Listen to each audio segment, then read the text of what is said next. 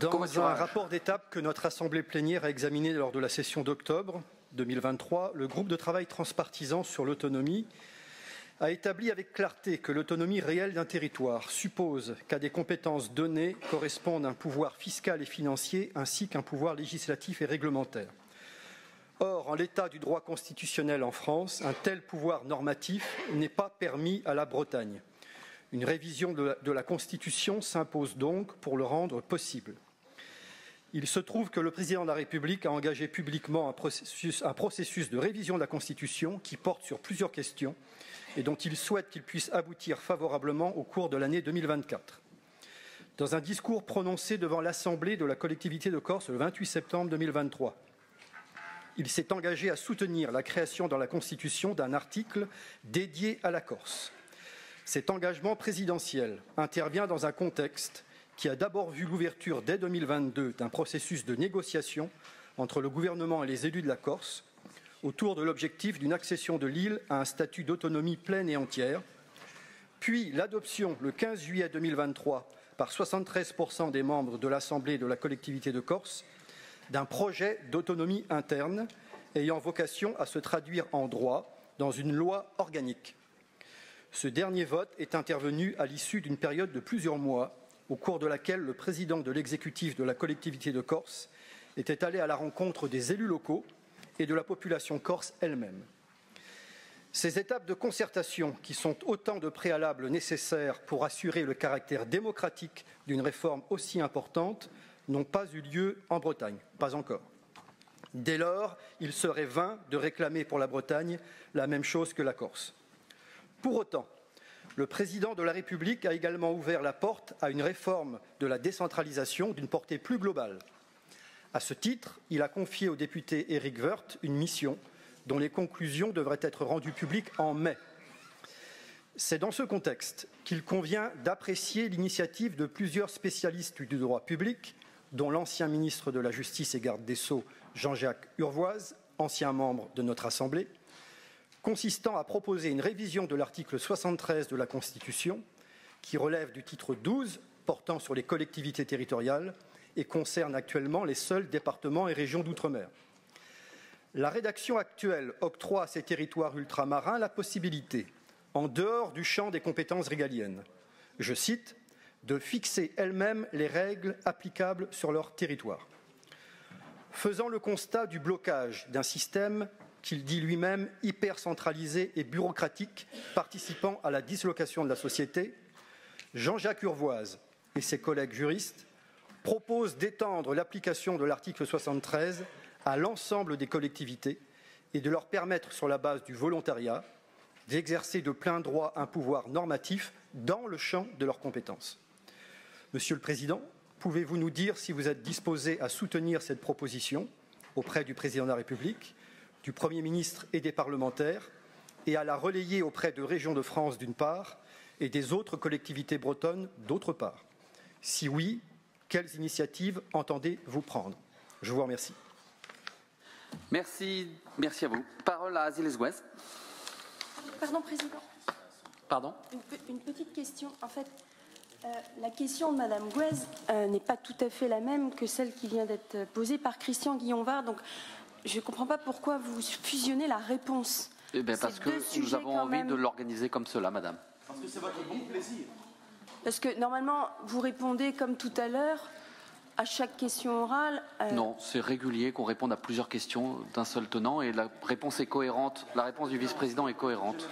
C'est dommage parce que enfin, voilà, c'est une vraie question. Nous avons d'ailleurs une question pour notre groupe sur l'autonomie. Merci de nous laisser procéder à la suite. S'il fallait fusionner la Madame réponse, Aziles Gouez, vous avez la parole, Madame Gouez. Je trouve ça dommage d'avoir pas une réponse à ce stade. Mais... Vous présiderez bientôt et vous gérerez comme vous voudrez.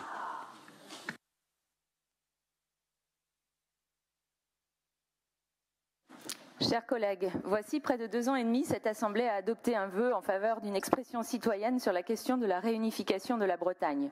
Ce vœu enjoignait à l'État d'engager à l'horizon 2024 le processus législatif qui permettra de consulter les électeurs de Loire-Atlantique sur leur souhait de rejoindre ou non la région Bretagne.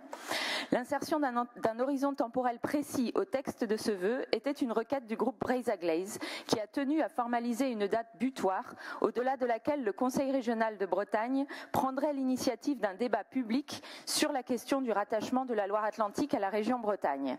L'un des ténors du régionalisme au sein de la majorité s'était d'ailleurs ému que nous doutions de la bonne volonté étatique en la matière. Nous pouvons dire aujourd'hui que le groupe Braze-Aglaise n'avait pas péché par pessimisme et il est heureux que vous n'ayez pas attendu la Saint-Glinglin, Monsieur le Président, pour rappeler à l'État, lors d'une conférence de presse tenue à Nantes le 30 janvier dernier aux côtés du président du département de Loire-Atlantique, la nécessité d'engager enfin la dynamique du référendum décisionnel. Cette conférence de presse était organisée dans la foulée de la publication d'une étude d'impact dont le résultat laisse pour le moins à désirer. Non pas qu'elle tire des conclusions qui ne nous conviendraient pas, mais parce qu'elle compile des données qui ne résultent d'aucune expertise particulière, d'aucun travail d'analyse ou méthodologique identifiable. Nous ne sommes pas surpris. Le groupe Braze-Aglaise s'était publiquement inquiété à plusieurs reprises des défaillances du pilotage politique de cette étude. Il y a 1 an, dans une question orale, Christian Guillonvard avait demandé une information sur la commande de cette étude pour laquelle un financement de 130 000 € avait été provisionné, financé à parité entre la région et le département de Loire-Atlantique. Dans mon discours de politique générale d'avril 2023, j'avais dit combien il serait regrettable qu'après avoir négligé toute démarche de sourcing à destination de cabinets compétents dans les matières administratives et financières, nous nous acheminions en toute légalité, mais sans aucune exigence d'expertise ou de transparence démocratique, vers le choix de la candidature unique d'un lauréat certes doté d'une adresse à Rennes, mais qui n'en reste pas moins un grand cabinet anglo-saxon. Mais nous en sommes là, l'étude a été publiée, le chapitre est clos. Nous saisirons d'autres occasions et d'autres lieux pour questionner l'utilisation de l'argent public et le pilotage politique qui ont sous-tendu ce premier acte. Il s'agit aujourd'hui d'en passer à l'étape suivante et de nous projeter dans l'organisation du grand débat public qu'appellent nos projets de redécoupage d'une Bretagne complète, forte de son histoire, de sa cohésion sociale et de sa vitalité démocratique. C'est là l'objet du premier alinéa de l'article 3 du vœu que nous avons voté il y a 2 ans et demi, lequel stipule que le Conseil régional s'engage à proposer les modalités d'un débat public et d'une consultation citoyenne en veillant au pluralisme des expressions sur la question du rattachement de la Loire-Atlantique. Un tel débat comporte une part de risque pour les partisans de la réunification, puisque par définition, nous n'en connaissons pas l'issue. Mais c'est un débat dont la vie démocratique sortira nécessairement grandi et vivifié, tant il est urgent de revigorer le lien entre sentiment d'appartenance, espace de délibération pluraliste et capacité des représentants élus aux différentes échelles de la République à lever l'impôt et à rendre des comptes sur leurs grands choix de politique publique. À ceux qui disent que la réunification de la Bretagne n'est pas une priorité, il faut répondre que la crise démocratique n'est pas un sujet secondaire.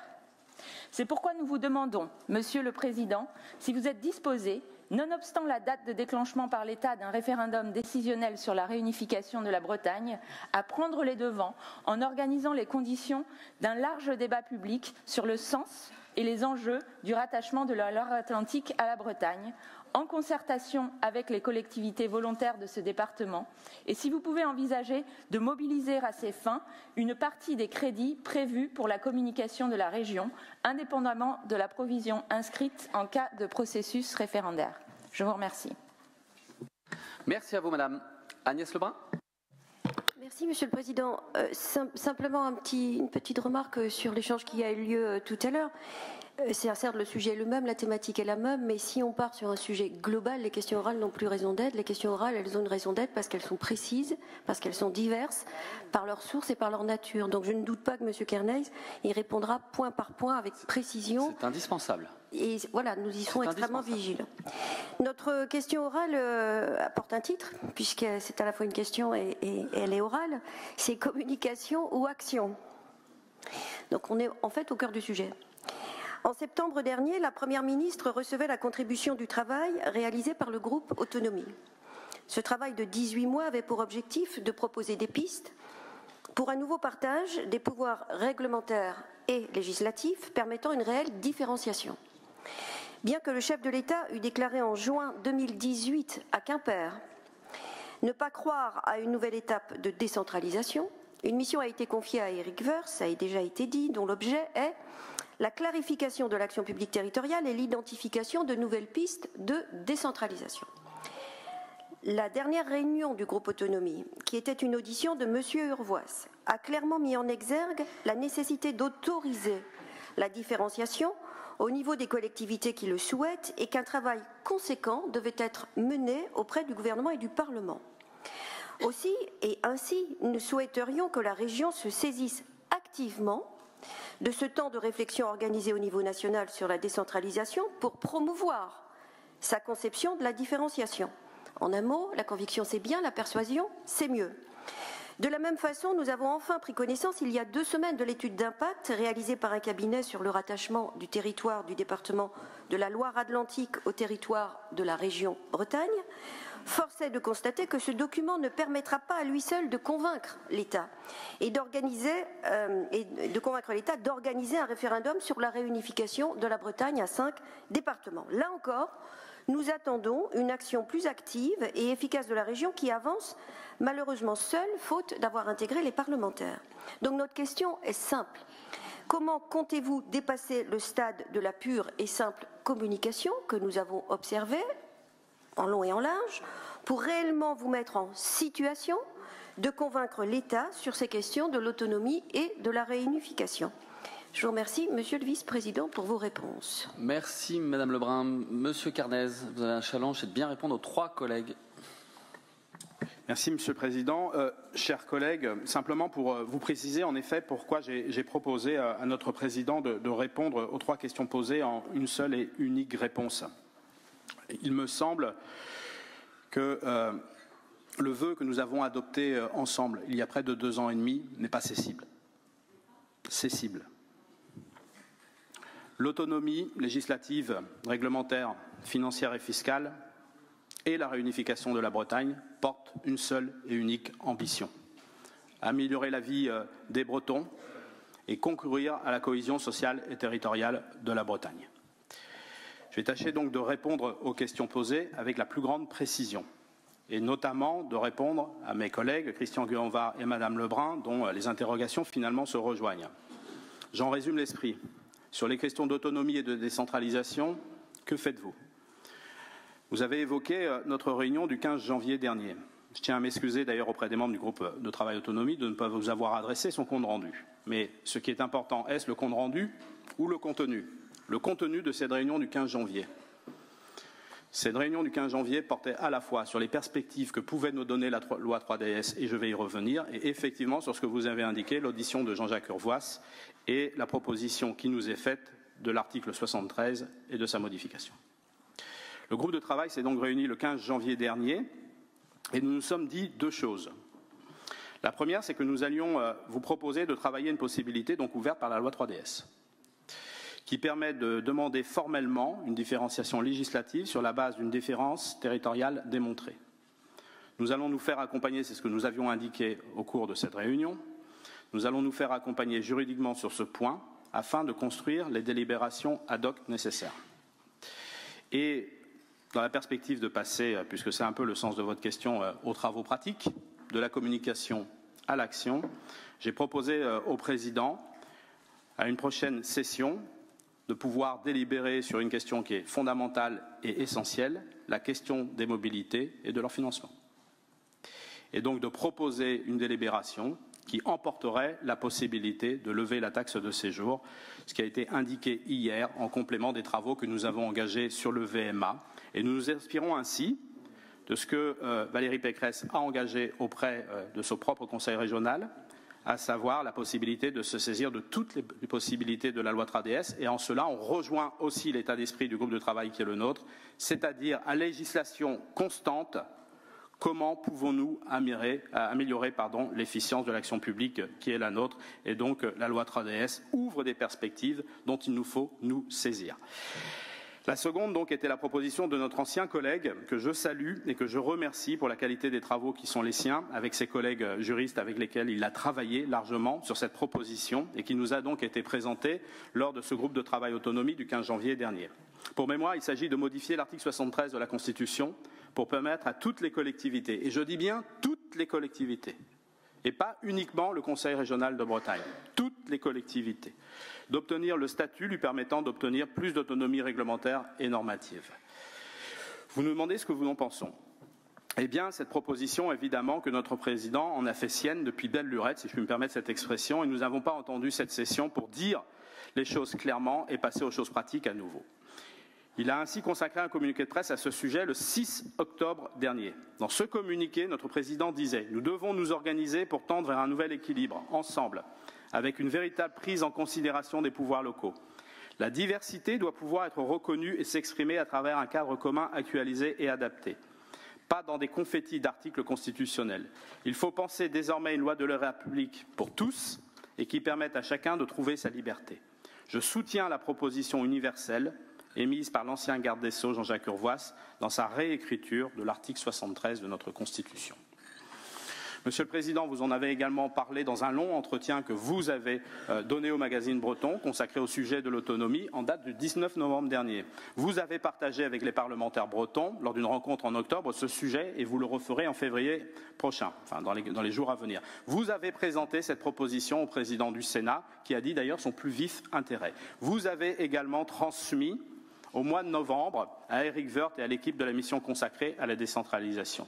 Et nous participerons, c'était une des questions posées, et nous participerons dans les jours et les semaines qui viennent à une initiative que le président de la Commission aménagement de Région de France, Alain Rousset, souhaite porter. Nous voulons aussi rendre cette proposition la plus solide possible, et c'est ce que nous avions indiqué au moment du GT Autonomie, et nous avons sollicité des juristes et des constitutionnalistes sur la question pour pouvoir s'appuyer sur un pool d'experts. Je crois, mes chers collègues, qu'il ne faut pas confondre nécessaire travail d'influence d'une part et communication agitée d'autre part. D'ailleurs, ce n'est pas trop mon style, la communication agitée. Et parfois, les travaux les plus utiles se font à bas bruit. J'ajoute par ailleurs que la Bretagne n'est pas la Corse et que, puisque les territoires sont différents, les méthodes ne sont pas déclinables. Nous ne sommes pas non plus en opposition. J'ai lu que le ministre Darmanin s'attelait à un texte corse. Nous avons encore le temps de pousser donc l'idée que ce texte soit un texte constitutionnel sur l'autonomie et pas réservé uniquement à la Corse. Pour les Corses, oui, mais aussi pour tous ceux qui le souhaitent. Donc continuons ensemble, chers collègues, à travailler. La démarche qui est la nôtre, ouverte et construite sur le dialogue, je crois, a fait ses preuves et il ne faudrait pas l'entacher de propos qui peuvent parfois être prononcés. Quant à la question de Mme Azilizouez, permettez-moi d'abord d'apporter des précisions et rectifications à vos propos, car vous semblez sous-entendre que la région réagit avec médiocrité sur le sujet de la commande de l'étude d'impact, ayant pour résultat d'avoir failli alimenter qualitativement le débat public. Vous qualifiez de fiasco l'appel d'offres initial. Il est vrai que ce premier marché a été infructueux, bien que totalement ouvert à tous ceux qui, en Bretagne comme dans le reste de la France, pouvaient souhaiter s'emparer du sujet. Contrairement à ce que vous avancez, un travail de sourcing a bien été réalisé auprès de différents cabinets pour comprendre les raisons de certains succès et pour adapter les conditions qui permettraient aux cabinets de se porter candidat pour la réalisation de l'étude. Et cette démarche n'a pas non plus permis d'aboutir à la certitude qu'un nouvel appel d'offres susciterait plus d'intérêt. Nous fallait-il prendre acte et baisser les bras? Cette étude d'impact, nous l'avons appelée de nos vœux, ensemble dans cet hémicycle, et la région s'est engagée, aux côtés du département de Loire-Atlantique, à ce qu'elle voie le jour. Aussi, devant cette situation inédite, plutôt que de se satisfaire de l'impasse dans laquelle nous étions, en concertation avec le département de Loire-Atlantique, commanditaire de l'étude, je vous le rappelle, il a été décidé de faire appel à l'Union des groupements d'achat publics, cet établissement placé sous la tutelle du ministre chargé de l'action et des comptes publics et du ministre chargé de l'Éducation nationale. Dans vos propos, vous réduisez l'UGAP à sa vocation initiale pour l'achat de fournitures de bureaux, mais elle a depuis bien longtemps étoffé sa proposition aux collectivités. Elle permet aussi bien d'accéder à des solutions pour des services publics éco-responsables que du conseil en stratégie.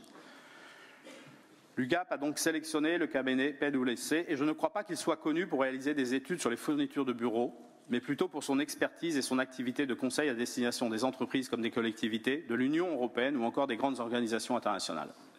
Le fait qu'il soit anglo-saxon ne le rend-il pas moins compétent? Aurait-il fallu que soit désigné un cabinet breton, voire ligérien exclusivement, au risque que nous accuse ensuite d'avoir financé une étude perçue comme partiale?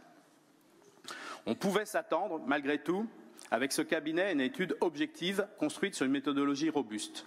Mais je partage, et nous partageons votre déception. Et je tiens à vous dire que l'on a fait savoir par un courrier à ce cabinet, co-signé de la région et du département de Loire-Atlantique, que le résultat n'était pas au niveau attendu par nos deux collectivités. Et cela malgré de nombreux échanges entre nos collectivités et le cabinet pour que les enjeux de cette étude soient parfaitement saisis. Car le sujet est politique avant d'être technique, et seul le débat et la délibération populaire peuvent trancher la question. C'est pourquoi il appartient aujourd'hui et désormais à l'État de prendre ses responsabilités et de faire avancer ce dossier, comme nous l'avons rappelé dans le communiqué de presse commun que vous avez cité, de la région et du département il y a à peine 2 semaines. Ce débat existe depuis des décennies.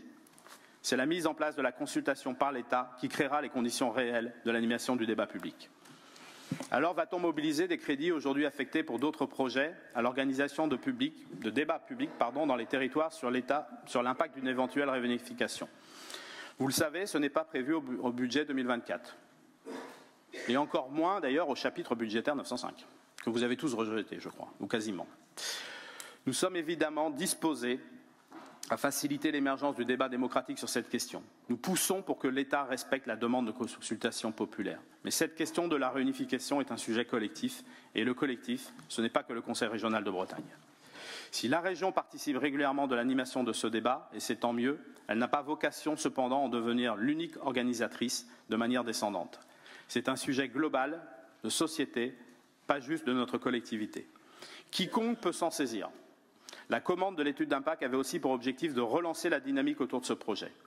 Toute contribution est la bienvenue, la vôtre aussi bien entendu si vous le souhaitez, comme celle de tous les membres du GT Autonomie. Merci de votre attention. Merci, cher Michael.